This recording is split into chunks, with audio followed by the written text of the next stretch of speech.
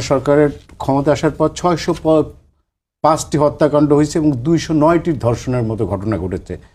কিন্তু কিছু কিছু ঘটনা ছিল বিচ্ছিন্ন এবং এর পরিপ্রেক্ষিতে আইনমন্ত্রী স্বরাষ্ট্রমন্ত্রী সংসদে বলেছেন যে আমাদের আইন গত ইন্টারিমের সময় থেকে এখনের পরিস্থিতি আরো উন্নত হয়েছে। সবকিছু মিলে আপনার কাছে কি মনে হয় যে আমরা আসলে কি পরিস্থিতি উন্নতির দিকে গেছি? দেখুন, এই বিষয়টা প্রেক্ষাপটের সঙ্গে সম্পর্ক আছে। আমি কিন্তু ব্যক্তিগতভাবে ক্রিটিসিজমকে ভালো চোখে দেখার পক্ষের লোক। আমি কোনো ক্রিটিসিজমকে নেগেট করার পক্ষের লোক না। আমি মনে করি না যে এইটার বিরুদ্ধে আমি ষড়যন্ত্র তথ্য বের করে একজন লোক একটা ক্রিটিসাইজ করছে তাকে আমি নেগেট করব। আমার মনে হয় তাতে আমারই ক্ষতি হবে। যেহেতু স্ট্যাটিস্টিকটা এসেছে, সরকারের উচিত হবে এটা খতিয়ে দেখা। আর আমি অ্যাডভাইস করবো টু দি গভর্নমেন্টেরও ইন্ডিপেন্ডেন্ট রিসার্চ সেল ডেভেলপ করা দরকার, স্পেসিফিক্যালি আন্ডার পুলিশ ডিপার্টমেন্ট। আমাদের এখানে অপরাধ দমনের ক্ষেত্রে রিসার্চ অ্যাক্টিভিটি কিন্তু ভেরি পুয়ার, ভেরি উইক। আপনি একটা অপরাধ দেখছেন না, এরকম বহু অপরাধ হচ্ছে, রিসার্চ না করলে এগুলো কখনো বের হতে পারবেন না। অপরাধ তো একটা মাল্টি ফ্যাক্টর ব্যাপার। অপরাধ তো কোনো একক কারণে হয় না, কখনো রাজনৈতিক কারণে হয়, কখনো অর্থনৈতিক কারণে হয়, কখনো পরিবেশগত কারণে হয়, কখনো ব্যক্তির ফিজিক্যাল গঠনের কারণে হয়, কখনো হিউম্যানিটেরিয়ান অ্যাপ্রোচের কারণে হয়, কখনো মানসিক গঠনের কারণে হয়, কখনো মাদকের কারণে হয়, কখনো করাপশনের কারণে হয়। এই যে মাল্টি ফ্যাক্টর অ্যাপ্রোচ অফ অপরাধ, এইটাকে হ্যান্ডেল করতে পারতে হলে প্রপার রিসার্চ সেলের প্রয়োজন হবে।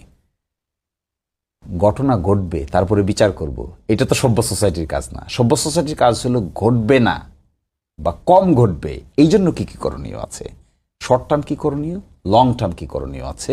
এইভাবে একটা সোসাইটিতে আস্তে আস্তে আস্তে আস্তে আস্তে আস্তে আপনার অপরাধ প্রবণতা দূর করা যায়। কেউ বলতে পারবে না কোনো দিন যে অপরাধ জিরো হয়ে যাবে, কেউ বলতে পারবে না। একটা এক্সাম্পল দিই আপনাকে। এত টাকা মানি লন্ডারিং হয়েছে, আমরা বিচার করতে পারছি? আমরা রামিসার বিচার করতে পারছি 10 দিন 15 দিনের ভিতরে? আমরা টাকাটা উদ্ধার করতে পারছি? আমরা করাপশন রিলেটেড যে কেসগুলি হচ্ছে সেগুলো কনক্লুশনে যেতে পারছি? তার মানে কি, একটাকে আমরা এমফাসাইজ দিচ্ছি, আদার অফেন্সেসগুলোকে আমরা সিমিলারলি ট্রাই করতে পারছি না। তাহলে এই যে অপরাধের মাল্টি ডাইমেনশনাল আসপেক্ট, এই আসপেক্টটা বুঝতে গেলে রিসার্চ ছাড়া বোঝা যাবে না। আমি এইবারে দেখলাম, আপনি যদি দেখেন একটা জিনিস, শুধু দেখেন তো আত্মহত্যার পরিমাণ কি পরিমাণ বেড়েছে। এটার যদি একটা স্টাডি দেখেন বিগত 6 মাস, 1 বছর, 2 বছরে, আপনি দেখবেন সিগনিফিকেন্টলি সুইসাইড বেড়েছে। কেন বেড়েছে, কেন বাড়ছে এটা? এবং এটা একটা বিরাট স্টাডির ব্যাপার, কেন সুইসাইড বাড়বে। ফেসবুকে ঘোষণা দিয়ে সুইসাইড করে, অ্যাপ্রোচটা দেখেন, ফেসবুকে সুইসাইড দিয়ে ঘোষণা দিয়ে অ্যাপ্রোচ করতেছে।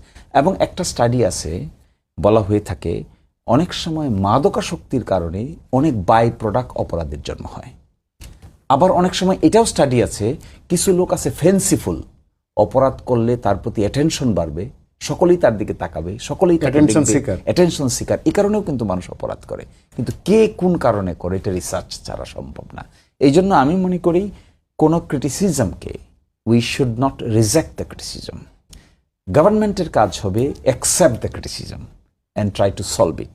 আমি মাননীয় স্বরাষ্ট্রমন্ত্রীকে বলবো, তিনি যে বলেছেন যে আগের চাইতে এখন ভালো হয়েছে, এই স্টেটমেন্টের চাইতে ওই স্টেটমেন্টটা বেশি অ্যাকসেপ্টেবল হতো তিনি যদি স্ট্যাটিস্টিক্স দিয়ে বলতেন যে আমাদের রিসার্চ সেল থেকে এই হলো স্টাডি, এই স্টাডি অনুযায়ী অতীতে এরকম ছিল এবং প্যাটার্ন অফ অপরাধ এরকম ছিল, এখন বিগত 3 মাসে প্যাটার্ন অফ অপরাধটা এরকম হয়েছে, তাহলে অ্যাকসেপ্টেবল হতো অনেক বেশি।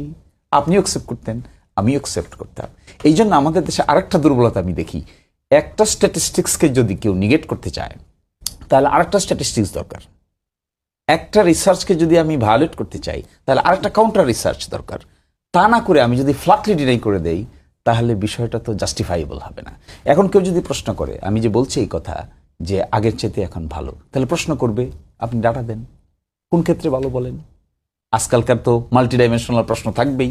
এই জন্য আমার অ্যাডভাইস থাকবে, ইট ইজ মাই রিকোয়েস্ট, আমার অ্যাডভাইস করার ক্ষমতা নাই তাদেরকে, but I am requesting, citizen হিসেবে রিকোয়েস্ট করছি, একটা ইন্ডিপেন্ডেন্ট রিসার্চ সেল প্রতিষ্ঠা করুন, অপরাধ প্রিভেনশন এবং অপরাধ হয়ে যাওয়ার পরে পার্টিকুলার সিস্টেম আর ইনস্টিটিউশনগুলো বিল্ড আপ করুন।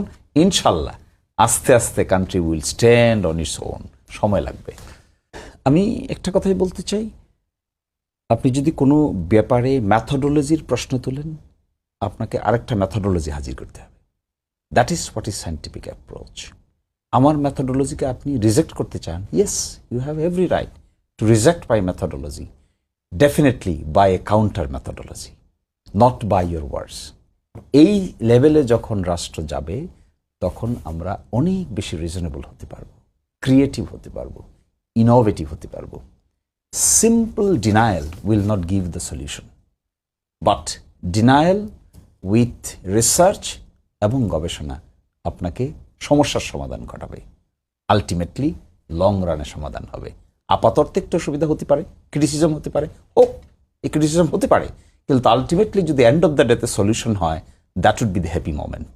অনেক সময় পেইন হয় না, বাচ্চা যখন জন্ম নেয়, বাচ্চা যখন পেটে থাকে পেইন হয়, বাচ্চা প্রসবের সময় পেইন হয়, এটা মানতে হয়, কিন্তু প্রসব হয়ে যাওয়ার পরে যে খুশি হয়, ওইটাই পেইনকে আর মনে রাখে না। That should be the approach.